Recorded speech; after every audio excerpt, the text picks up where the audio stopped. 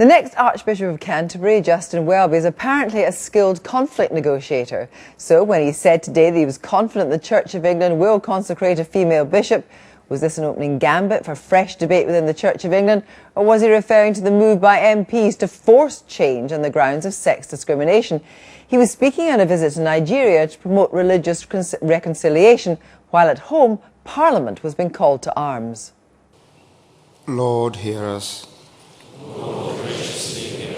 The decision of the Church of England has become a debate far beyond the Church's walls. There's now the very real prospect of Tuesday's vote souring the relationship between Church and State. The Labour MP Frank Field is determined that the Church be stripped of its exemption from sex discrimination laws, an exemption in the Equality Act designed to avoid causing offence on grounds of religion or belief. That would make it illegal to prevent women from becoming bishops. And tonight there are signs that the government is losing patience with the Church. I'm making very clear this is not an issue that can be parked. It's not an issue that the Church of England can now ignore for the next 2 or 3 years, hope it will go away until after the next General Synod elections in 2015. It has got to be resolved as soon as possible. Well, with us from Liverpool is Frank Field, the Labour MP who introduced a bill to end the Church of England's exemption from equality laws. And here in the studio is Susie Leafe, a member of the Synod's House of Laity, who voted on this week's proposal for women bishops. Now, on Newsnight earlier in the week, we talked about this in terms of spiritual terms, but tonight it's a cultural and political terms we're talking about this, Frank Field. And why is this any of your business as an MP? Well, we're talking about a church which has been created outside of the state, and the state's always had an interest in both protecting the church and making sure it doesn't just go off and behave in an absurd manner. And I think most people will think that its actions over the last few days show a real lack of politics in the church. I mean, why did the reformers fail? They've got some serious questions to answer here in satisfying those who were upset and disquieted by the proposal for reform. Let me put this to Susie Leafe.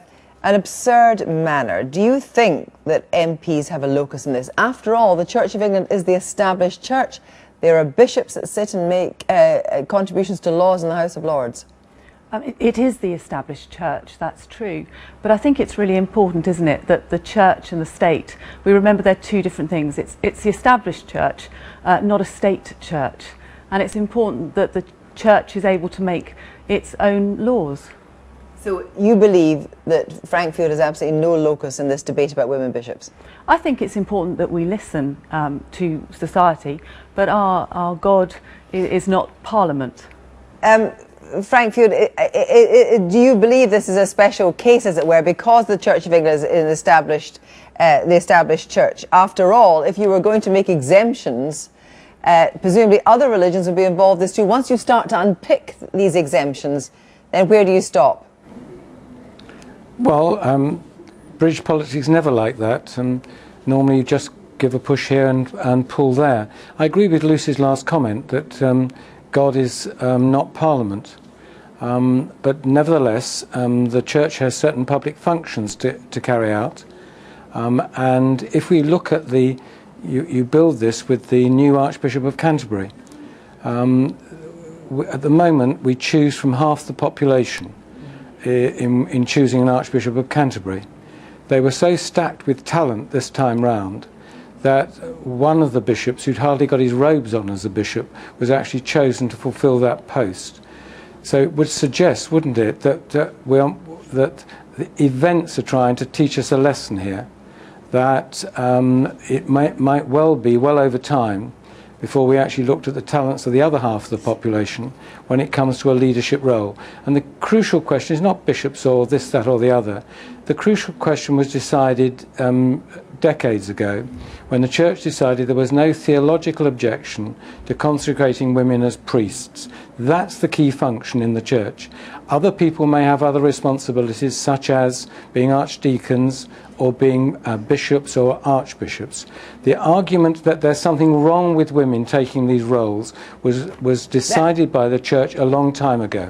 The argument there's something wrong with women taking the roles of bishop, puts you out of step with, it seems to me, a lot of opinion outside the church in this country, that you have set yourselves apart, and actually that will give you a fundamental problem, won't it be, in recruiting more women for the church? Well, I think it's interesting what we just heard. It is true that back in 1975, General Synod did vote, but at that point, so it's so 40%. far no further. Well, 40% of the church at that point, the House of Laity, voted against that motion then, and we've got a similar proportion of the Church of England laity who are saying the same thing now, because of theological convictions. But it's not. But this perhaps is not about theological convictions. And what will happen now? What would happen if there was a vote?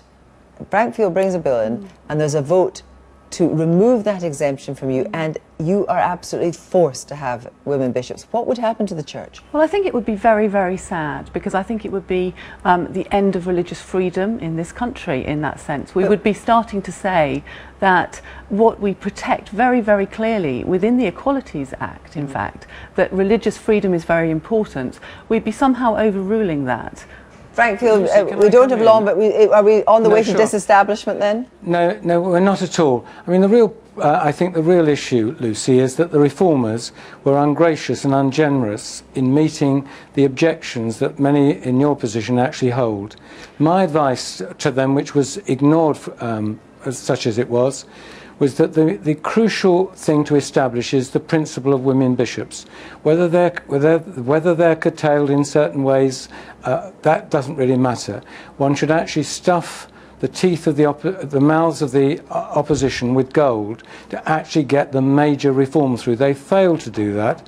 I think now the church must very quickly reconvene on this issue, listen very carefully to those that it failed to persuade, meet them in those objections, and get the general principle established. Do you think the church will move very quickly, Susie Leafe? Well, I think that's absolutely right. I think we're in complete agreement there. No one voted against women bishops at the beginning of this week.